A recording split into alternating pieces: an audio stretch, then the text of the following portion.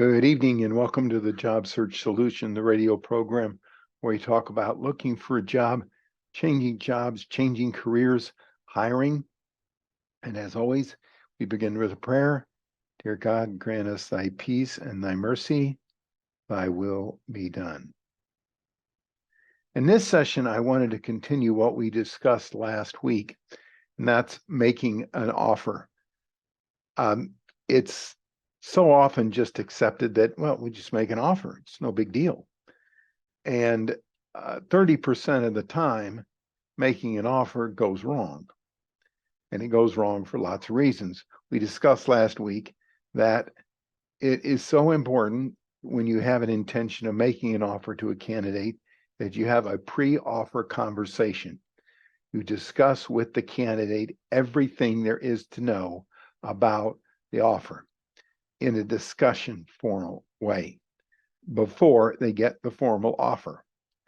That's the most important thing you can do. So you can discuss everything that goes into the offer in a casual way so that there are no surprises on the part of the candidate. The last thing in the world you want is for a candidate to anticipate a problem with the offer once it's been given. And that happens so often because candidates, like we mentioned before, it's time to make a commitment when an offer is made. So once you've discussed what the offer will look like, then it's time to make the formal offer. Formal offers come in all kinds of ways. Big companies sometimes have as many as 30 or 40 pages in an offer letter. 98% of the companies in the United States are less than 100 people. They don't have those kind of formal offers that cover every little detail. But if there are going to be details that candidates will have problems with or candidates won't understand, and you know that they're not going to understand, you need to discuss that in the pre-offer conversation. By the way, John, Julie, in the offer letter, you're going to get parts of it that are going to say this and this and this. Don't worry about those. This is what they cover. This is how they cover it. This is the way they cover it. Explain those sticky things in an offer letter before the candidate gets it. A lot of companies don't let the hiring manager make an offer.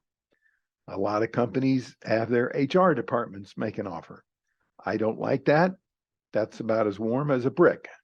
The people in the HR department don't care. It's just another candidate to them, just somebody else that they have to take care of.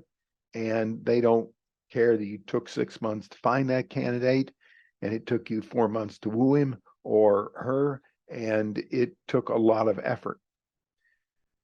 The hiring authority should be present in making a formal offer.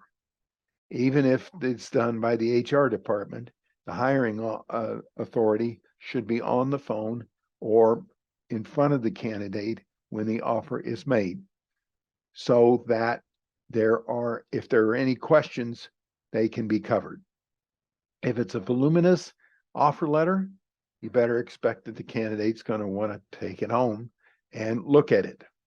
And that's a fair thing to ask, especially if and you make it clear that, look, if you have any concerns or at all any problems with the offer letter, call me and we'll go over it and I'll explain all the details that I need to. And if I don't have all the details, I will find out the details.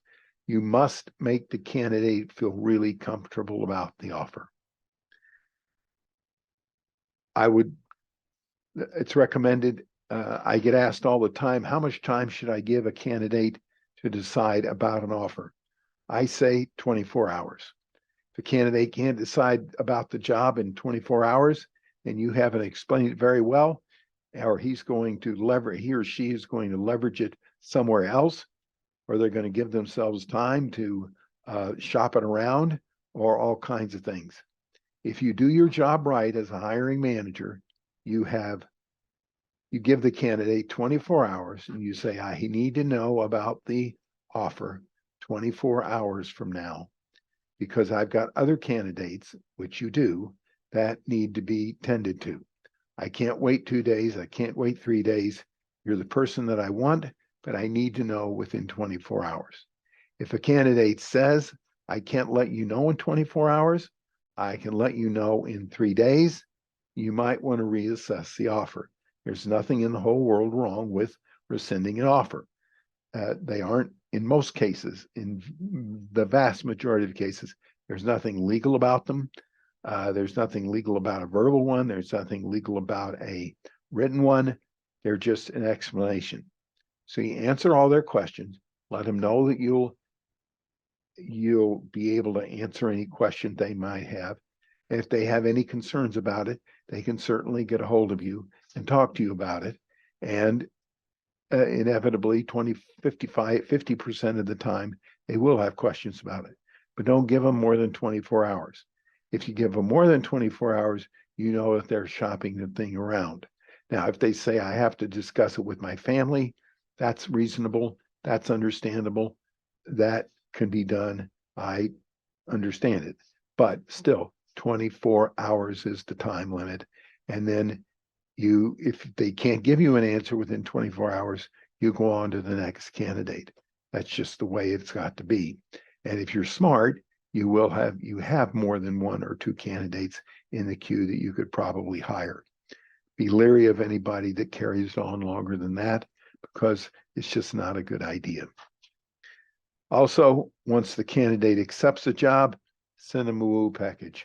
A WOO package is some kind of basket of fruit or cheese or wine to the family, welcoming them to the family of your organization.